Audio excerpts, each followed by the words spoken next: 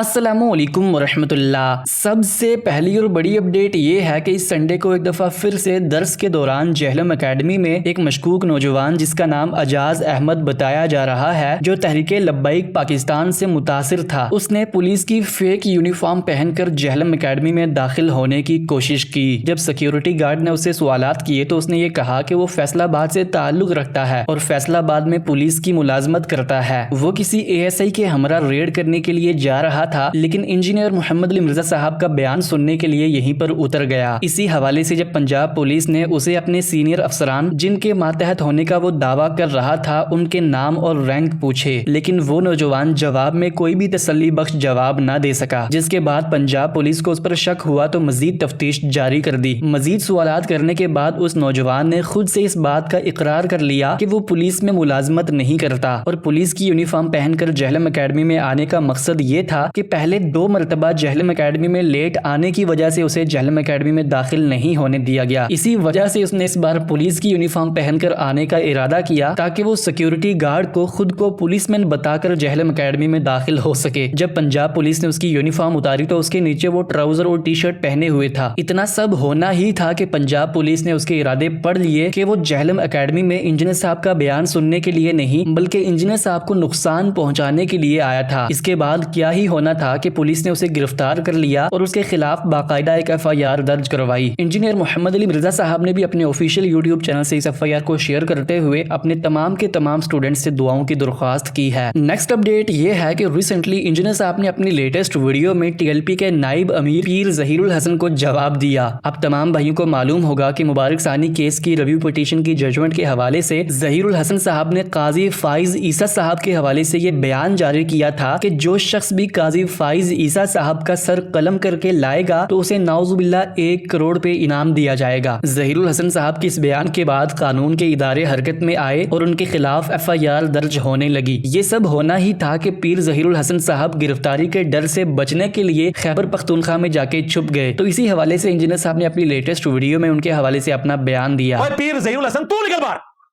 लुके छुप गया ना, KP में जाके छुप गया। इतने छापे मारे जा रहे हैं, बस वो भड़क मार के वहां को देख के भड़क मार के चले जाते हैं। उसे क्या पता था कि इंजीनियर के सर की कीमत तू रख रहा है। चीफ जस्टिस के सर की कीमत रखी और कहा कि मैं 1 करोड़ रुपया नाम दूंगा अपनी जेब से, और सारे नारा मारे और सारे 1500 होते FIR कट कीजिए और आप नसे आ जाए।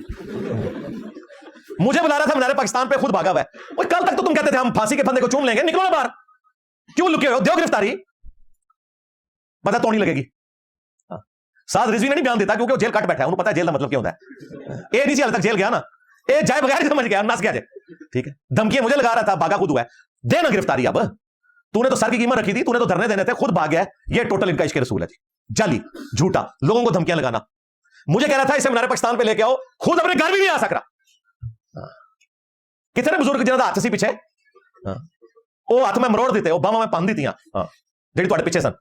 नेक्स्ट अपडेट ये है कि इंजीनियर साहब ने अपनी लेटेस्ट वीडियो में एक दफ़ा फिर से अदनान रशीद और मौलवियों के बाकी फ्रंटमैन के इस जवाब पर यह एतराज़ किया जो उन लोगों ने ये बयान किया था कि जिन लोगों ने अपने नाम के कलीमे पढ़ाए हैं हम उनकी तकफीर नहीं कर सकते, क्योंकि अपने बाबू की तकफीर करने से पहले हम उनसे पूछेंगे कि आपने जो अपने नाम के कलीमे पढ़ाए हैं तो उस वक्त आपकी नीयत कैसी थी। तो इंजीनियर साहब ने अपनी लेटेस्ट वीडियो में उनके इसी पॉइंट का जवाब दिया है। मैं चाहता हूँ कि आप भी मेरे साथ उनकी ये वीडियो ज़रूर देखें।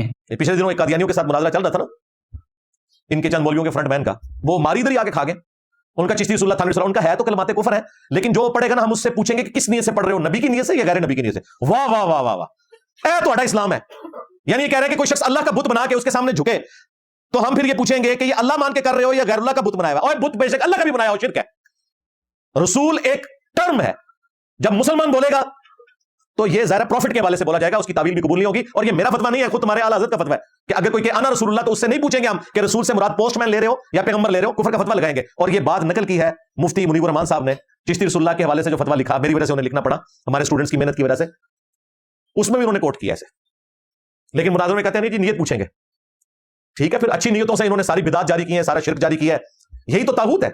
असल तागूत जो है दीन तसव्वुफ है, جس میں بابوں کو مشکل کشا بنا کے پیش کیا جاتا ہے اللہ کے مقابلے پر، ایاک نعبد و ایاک نستعین۔ نیکسٹ اپڈیٹ یہ ہے کہ آخرکار جاوید احمد غامدی صاحب نے غدیر خم کی روایت پر اپنا مکمل موقف بیان کیا۔ غامدی صاحب نے یہ بیان کیا کہ ایک موقع پر صحابہ کرام کے مابین حضرت علی کے حوالے سے بغض پیدا ہو گیا تھا، تو اسی چیز کو ختم کرنے کے لیے نبی علیہ السلام نے ان کو سردار ڈکلیئر کیا۔ حضور نے اس پس منظر میں ان کو نصیحت کی ہے اور نصیحت کرتے ہوئے یہ بتایا ہے کہ یہ معاملہ کسی بدنیتی سے نہیں ہوا، نہ سیدنا علی کے بارے میں یہ سوچا جا سکتا ہے کہ وہ کوئی بے انصافی کریں گے یا تمہارے ساتھ کوئی زیادتی کریں گے، اور نہ کسی مومن کے شان ہے کہ وہ اپنے بھائیوں کے ساتھ اس طرح بغض رکھے۔